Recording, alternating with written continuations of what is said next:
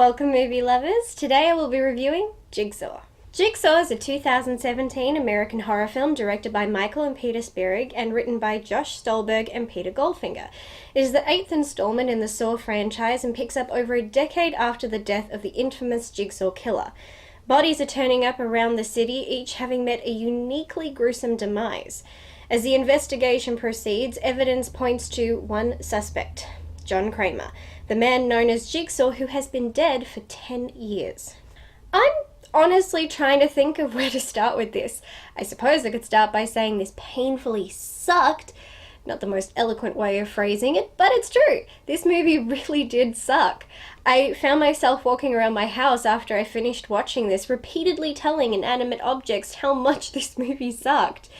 That's not a sign of mental instability, I just couldn't find anyone to tell about what I had just endured. Inanimate objects were the best I could do. First, we are introduced to Detective Halloran, played by Callum Keith Rennie, and immediately I want to stop watching.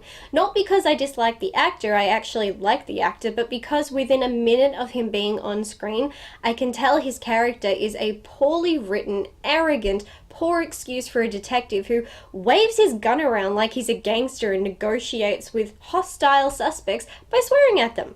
I was instantly regretting my decision to watch this. As soon as the first game begins, I found myself repeatedly laughing, and last I checked, this was not a comedy. Every aspect of this movie was coming across less like a crime horror movie and more like a parody of what the first couple of movies were. I quickly noticed many elements that mirror the first two films as if in tribute, but given how terrible this was turning out, it wasn't much of a tribute. The deaths proceeded to be elaborate, comical, unrealistic, and completely over the top. I at no point found myself rooting for anyone to survive, nor did I find myself reeling from that spike of adrenaline many of us experienced when the series began, when you anxiously await each person's fate. Actually, the only spike in adrenaline I was getting was caused by frustration as I yelled at the screen for characters to do something. Anything, just stop screaming at each other and do something! Another character we are introduced to is medical examiner Eleanor Boneville, played by Hannah Emily Anderson, and I instantly was put off by this character. This medical examiner not only has zero respect for the poor souls who end up on her table, she seems to get off on the ways in which they died.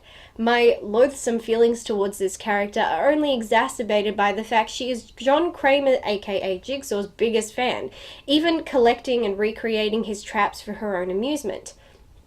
I'm all for hobbies, but in this case, I think someone needs a timeout and a nice white padded cell. I did not feel her character delivered anything to the movie whatsoever. Once you get to the end of the movie, you realize all the moments in it could have been achieved the same way, even without her existence, which is a big indicator that she offered nothing other than to be a sick, twisted chick who unscrupulously flirts with most of the male characters. Eventually we get to the moment in the film where we are reunited with Tobin Bell as he reprises his role as Jigsaw, and I am instantly in a rage. I could not fathom his appearance in this film. I was going over his death over and over in my head. His skull was cut open in a gruesome surgery, his throat slit and bleeding to death, his autopsy where a microcassette tape is found in his stomach, yet after all that, there he was without a single scratch on him. I was livid. But then comes the reveal. They pulled a Saw 2, which, given the series has already done this, means it's not a very original move. What we have been watching up until this point are two different timelines, one taking place 10 years in the past and the other taking place in the present. While the logic of this does make sense, some aspects of it don't. The explanation of the reveal is not all that detailed, and it became confusing trying to distinguish the two timelines in that moment, and then it made it just a tad confusing to understand the events in the present. By this point, I am thoroughly unimpressed, to say the least.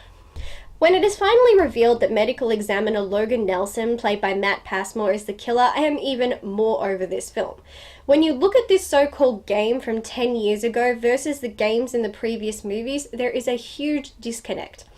The game in this installment is crude and the victims' bizarre choices. For a few of them, there is no possible way for John Kramer to know that they did what they did. If anything, it's all based on incredibly convenient luck.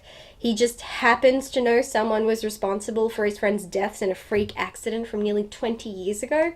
He happens to know a woman, no doubt with postpartum depression, killed her child and blamed her husband, all because she screamed for the child to be quiet, and as her neighbor, he just happened to hear this.